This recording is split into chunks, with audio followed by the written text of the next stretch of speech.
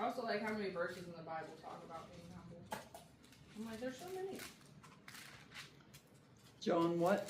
13, verse 34.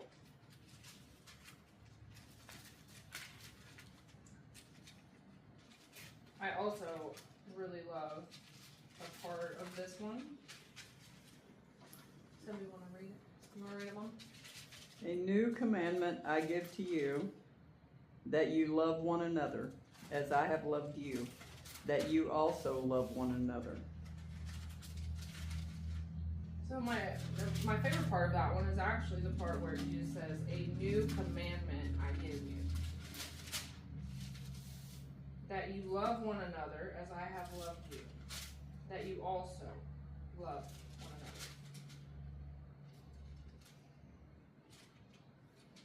I think we often find ourselves like trying/striving to love people or live right, going through the motions, but our hearts can sometimes still despise people or still just like not want to do right, and you're just doing it because you feel like you have to.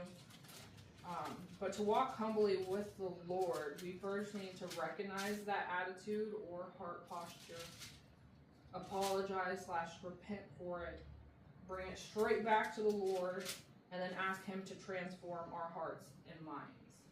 But I think it also starts with asking Him to reveal it to us. But part of being humble would be, to realize that you need God to help you even do this part in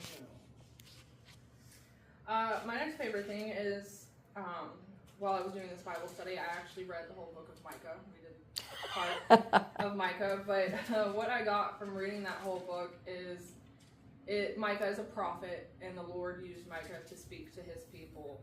And what God had ultimately spoke to them is, He addressed their sins.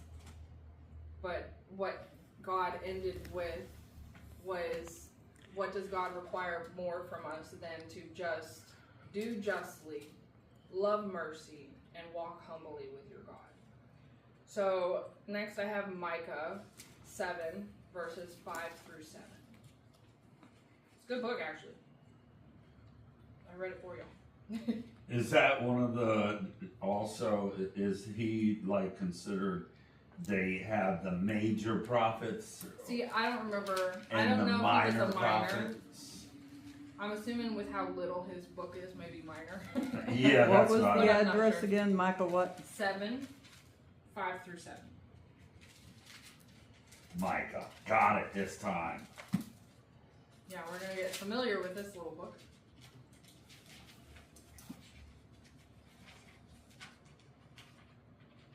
But yeah, this little book was also just a prophecy of Jesus coming to create that new covenant with us so that we can walk humbly with us. I can read it if you want. Yeah. Okay, therefore I will look unto the Lord. I will wait for the God of my salvation. My God will hear me. Is it 5 through 7? Yes. I know, I'm like, where are we Yeah. at? Okay, hold on, let me start over. You just did 7. Trust ye not in a friend, put ye in confidence in a guide. Keep the doors of thy mouth from her that lieth in thy bosom. For the son dishonoreth the father, the daughter riseth up against her mother, the daughter-in-law against her mother-in-law.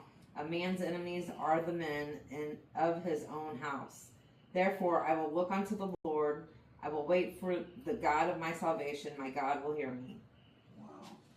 So for this verse, what I really got out of it when I was studying it with God was, through that verse, what I wrote down here was, truly God alone is the answer to all of our problems, our attitudes, our questions, and our needs, and that we should not rely on anybody else. But you also want to walk humbly with God and humble yourself so that He can, help fix those attitudes, your questions, and all of your needs. And then the next one is Micah 6. So the book right before it. Well, the chapter right before it. Verses 5 through 7. I didn't even have to turn a page. in my Bible. Yeah.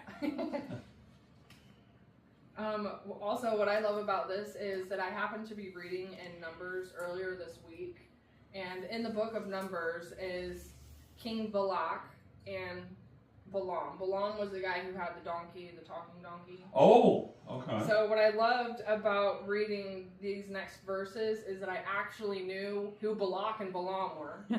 Because I'm like, wow! So that is I can fun, relate isn't it. Yeah, so the first is in Micah 6, 5 through 7. It says, O my people, remember now what Balak, king of Moab, counseled, and what Balaam, the son of Beor, answered him.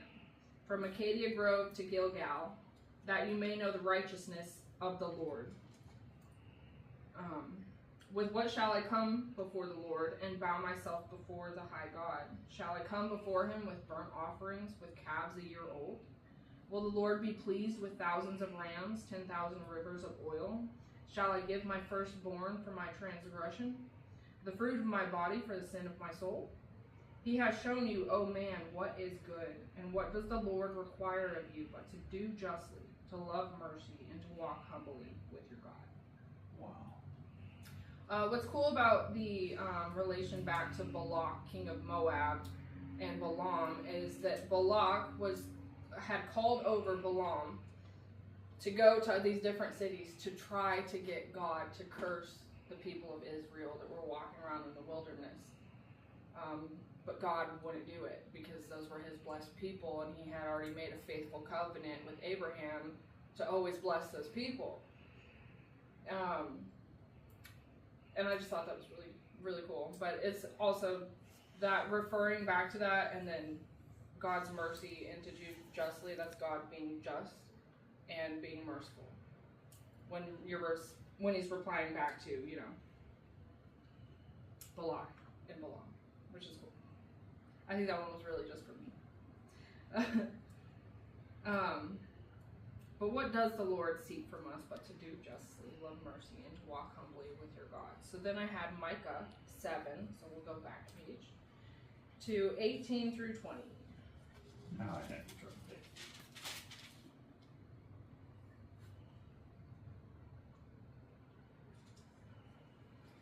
I'll grab it if everybody's there. Mm-hmm. Who is God like unto thee, that parteth iniquity, and passeth by the transgression of the remnant of his remnant of his heritage. He retaineth not his anger forever, because he delighteth in mercy. He will turn again, he will have compassion upon us. He will subdue our iniquities, and thou wilt cast all their sins into the depths of the sea. Do I keep going? Yep. Thou wilt perform the truth to Jacob, and the mercy to Abraham, which thou hast sworn unto our fathers from the days of old. Wow.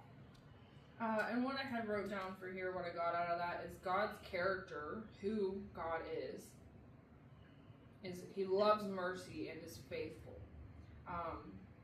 And if we don't humble ourselves before God, he will humble us. So, humility before God would be knowing our place with him. So, and our place with him would be knowing that all power and independence and prestige belongs to him. And you're gonna humble yourself below that, and then he will give you power, independence, and prestige when you humble yourself under God. Then I have Psalms 119, verses 68 through 72.